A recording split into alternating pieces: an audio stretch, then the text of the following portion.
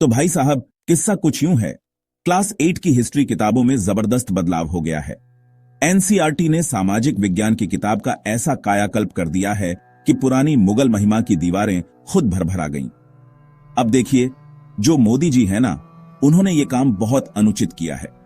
कितनी मेहनत से, कितनी चालाकी से हमने इतिहास की किताबों में औरंगजेब को जिंदा पीर, संत और सजग सेक्युलर बादशाह बना डाला था। 70-75 साल तक इसी इतिहास को बच्चों को घोल घोल कर पिलाया भी। यूपीएससी के टीचर्स ने अकबर को महान बता बताकर गला सूखा दिया। क्लास में खड़े होकर बोले, देखो अकबर की संगत साधु संतों की संगत है, कितना धर्मनिरपेक्ष है। और अब ये नई किताबें कह रही हैं कि अकबर महान नहीं था। अरे भाई, ये क्या बात हुई? अब सुनिए असली दर्द की बात। एनसीईआरटी की नई किताबों में लिखा है कि चित्तौड़ के युद्ध के बाद अकबर ने 30,000 सिविलियंस को मरवा दिया था। और तो और, फतेहनामा ए चित्तौड़ में खुद अकबर ने लिखवाया कि ये जंग मूर्ति पूजकों और बहुईश्वरवादियों के खिलाफ थी। उसने कहा, हम इन काफिरों को तलवार से मिटा देंगे। अरे माना कि उसने ये सब खुद लिखवाया था, पर इसका ये मतलब नहीं कि आप किताब में सच सच छाप दोगे। कुछ तो लिहाज करो सेक्युलरिज्म का। अब तो ये भी बताया जा रहा है कि 25 साल की उम्र में अकबर ने जनसंहार कराया था।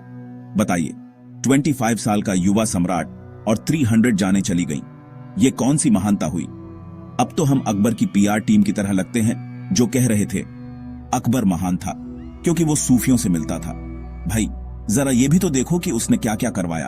और फिर कहते हैं मुगलों को मत छेड़ो, ये हमारे पुरखे हैं। अरे भाई, कौन से पुरखे? इतिहास सुधारने की कोशिश हुई नहीं कि सारा लिबरल ट्विटर हिला पड़ा। फांसीवाद आ गया, मुगलों को हटाया जा रहा है। सच कहूं तो मोदी जी की एक चाल ने खेल ही बदल दिया। अब देखिए, रुचिका शर्मा जैसी लोग दिन रात अकबर और जजिया टैक्स को डिफेंड करने में लगे हैं। कहती हैं जजिया एक इंसेंटिव था कन्वर्शन के लिए। कौन सी किताब में लिखा है दीदी? बताइए हमें भी।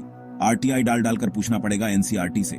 कौन सी सोर्स से लिखा आपने ये सब? इतिहास की सच्चाई को जब पर्दे से हटाया जाता है तो सबसे ज्यादा तकलीफ उनको होती है जिन्होंने झूठ के पर्दे बुने थे। और हाँ, झिझिया टैक्स कोई इंसेंटिव नहीं था, वो धिम्मी यानी गैर मुस्लिमों को नीचा दिखाने का तरीका था। इस्लामिक स्कॉलर अल जमासरी ने लिखा है, जब धिम्मी टैक्स देने आए तो पैदल आए, खड़े रहे, जबकि टैक्स कलेक्टर बैठा हो। वाह भाई वाह, सेक्युलरिज्म की चोटी पर बैठे थे और नीचे तलवार चल रही थी। तो शुरू करते हैं उस दृश्य से जिसकी कल्पना करना भी कठिन है। धिम्मी यानी गैर मुस्लिम नागरिक, उसे जिजिया टैक्स देना होता था। और यह कोई साधारण कर नहीं था, यह अपमान का टैक्स था। कलेक्टर उसका कॉलर पकड़ता था, उसे झुका देता था, हिलाता था और कहता, चल टैक्स दे।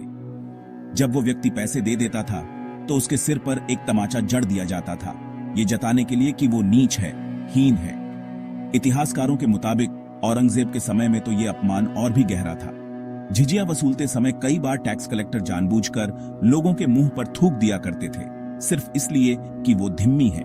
लेकिन देखिए, आज की कुछ तथाकथित प्रगतिशील इतिहासकारों के मुताबिक ऐसा कहीं लिखा नहीं है। इसलिए हमें इन बातों को भूल जाना चाहिए, छुपा देना चाहिए, किसी को पता ही न चले, यही बेहतर होगा।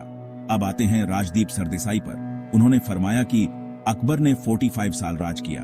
अगर उसने 30,000 लोगों को मरवा भी दिया तो क्या हुआ? बाद में तो झिझिया हटा भी दिया था। वाह सर, मतलब हिसाब किताब ऐसा कि अगर कोई 45 साल तक सत्ता में है तो उसमें अगर कुछ हजार जानें भी चली गईं तो कोई बात नहीं। तो इस लॉजिक से क्या अब अगर मोदी जी और योगी जी 40 हजार लोगों को मरवा दें तो भी कोई फर्क नहीं पड़ेगा, क्योंकि वो भी तो करोड़ों लोगों को फ्री राशन, घर, गैस और हेल्थ केयर दे रहे हैं। फिर 300-400 जाने कौन सी बड़ी बात हो गई? और इस बहस के बीच आरफा खानम शेरवानी ने भी भावनाओं से भीगा हुआ ट्वीट ठोक दिया। लेकिन मानना पड़ेगा, आरफा जी के ट्वीट्स में जितनी पीड़ा होती है उतना मनोरंजन भी। हर दिन एक नया जख्म, हर दिन एक नया संघर्ष। अब आते हैं मुद्दे पर। एनसीईआरटी की किताबों में असल में बदलाव क्या हुआ है? पहले क्या लिखा था, अब क्या हटाया गया है और क्यों? ये समझने के लिए हमें इतिहास को थोड़ा पीछे ले जाना होगा। साल 1915। गांधी जी भारत लौटते हैं और राजनीति में उतरते हैं। 1920 के दशक में खिलाफत आंदोलन शुरू होता है। तुर्की में ऑटोमन खलीफा की सत्ता हिलती है और भारत में कुछ मुस्लिम नेताओं को लगता है कि भारत को भी खलीफा के समर्थन में उतर जाना चाहिए। यहां तक कि हिंसक आंदोलन शुरू होता है, हजारों लोग मारे जाते हैं और गांधी जी चुप रहते हैं। उनसे हिंदू समाज को उम्मीद थी कि वो कुछ तो बोलेंगे, लेकिन उन्होंने कहा, अगर मुसलमान हिंदुओं का संहार भी करें तो भी हमें उनसे नफरत नहीं करनी चाहिए, बल्कि ये भी कहा कि हमें मृत्यु को गले लगाना चाहिए बिना प्रतिरोध के। यही सच्ची बहादुरी है। और फिर बात करते हैं गीता की।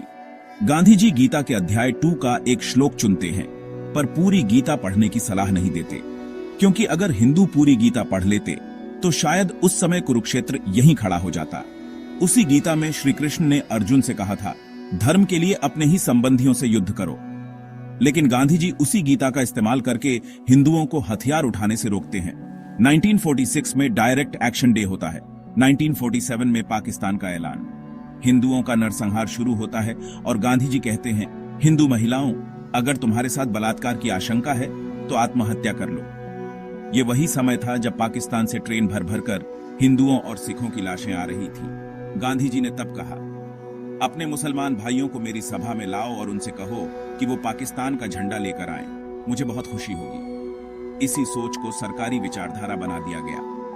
अपीजमेंट अब राष्ट्र नीति बन गया और फिर देश को शिक्षित करने की जिम्मेदारी दी गई मौलाना आजाद को, भारत के पहले एजुकेशन मिनिस्टर। नेहरू जी का कमाल देखिए, देश को आगे ले जाना था या मदरसा बनाना था। फिर चलते चलते 1969 आ जाता है और कांग्रेस पार्टी टूट जाती है और इंदिरा गांधी को सरकार चलाने के लिए कम्युनिस्टों की जरूरत पड़ती है।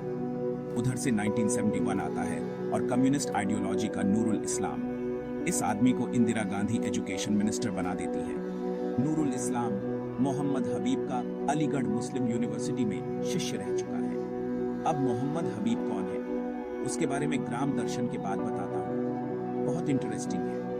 अब नूरुल इस्लाम क्या करता है एजुकेशन मिनिस्टर बनने के बाद? वो ICHR यानी Indian council for history research नाम की एक संस्था बना देता है। ICHR की स्थापना एक लेफ्ट लीनिंग व्यक्ति ने की और वही एजुकेशन मिनिस्टर भी था। तो ICHR में लेफ्ट लीनिंग हिस्टोरियंस की बाढ़ आ गई।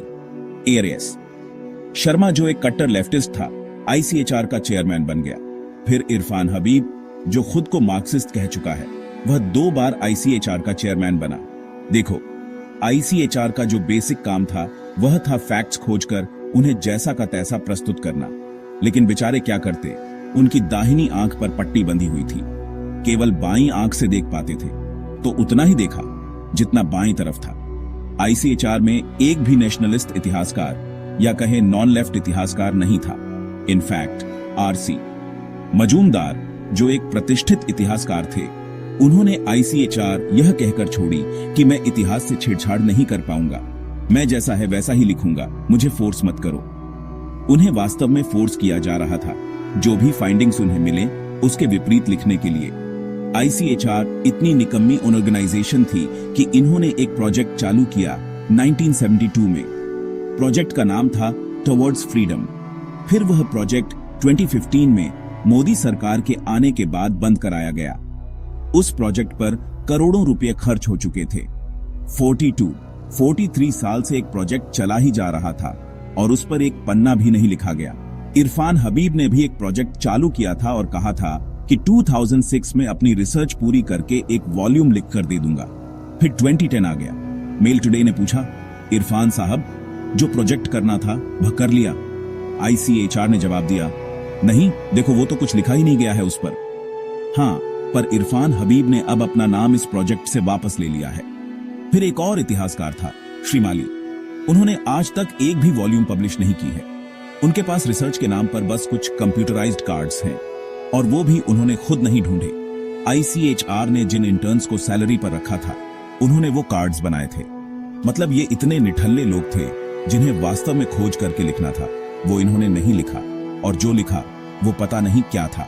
इन्होंने एक बार 1973 में एक टाइम कैप्सूल बनाया था।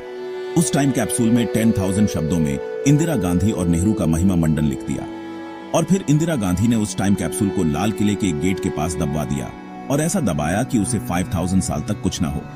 इनकी जो प्लानिंग थी वह ये थी कि इसको 1,000 साल के बाद निकालेंगे, और जब 1,000 साल बाद निकलेगा तो नेहरू और गांधी को भविष्य के लोग बहुत महान बताएंगे। बहुत ही ज्यादा महान प्लानिंग देख रहे हो, यही काम था इनका। जो आप समझ रहे हो कि इतिहास की खोज करके उसे निष्पक्ष रूप से लिखेंगे, वो इनका उद्देश्य नहीं था।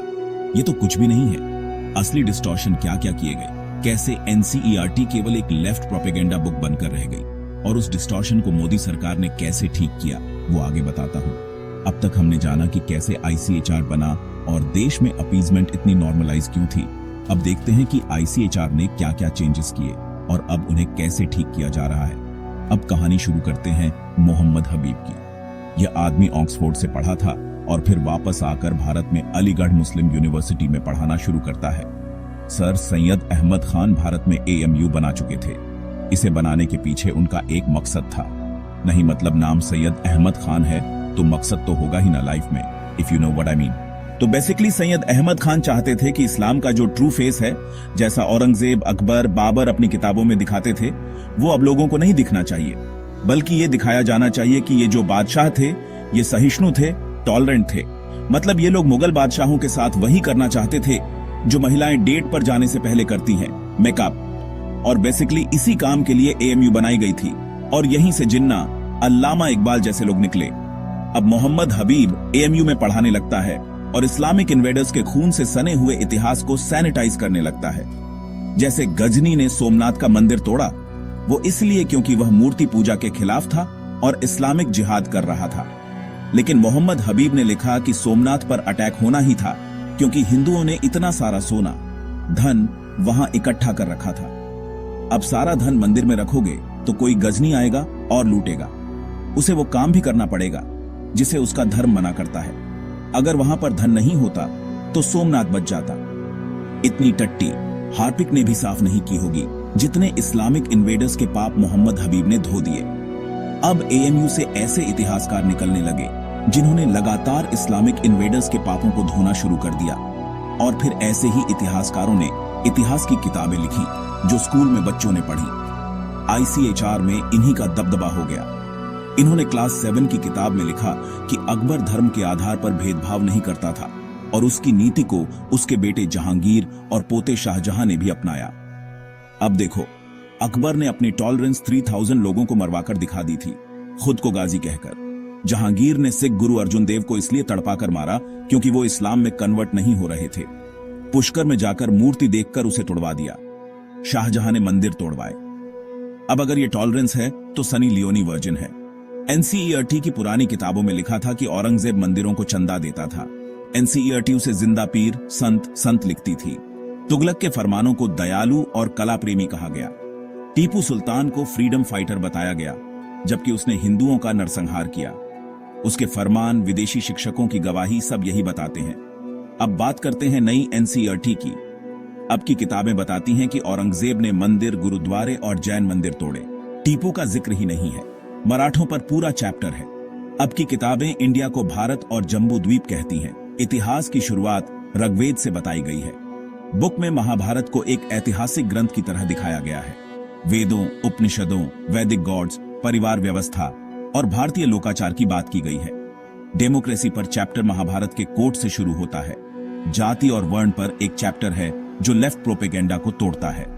फिर 3 चैप्टर्स हैं इंडियन रूलर्स पर -300 BC से 1000 AD तक। एक चैप्टर बताता है कि जमीन का टुकड़ा पवित्र कैसे बनता है, कुंभ से लेकर नदियों तक। ये थे एनसीईआरटी हिस्ट्री बुक के कुछ बदलाव।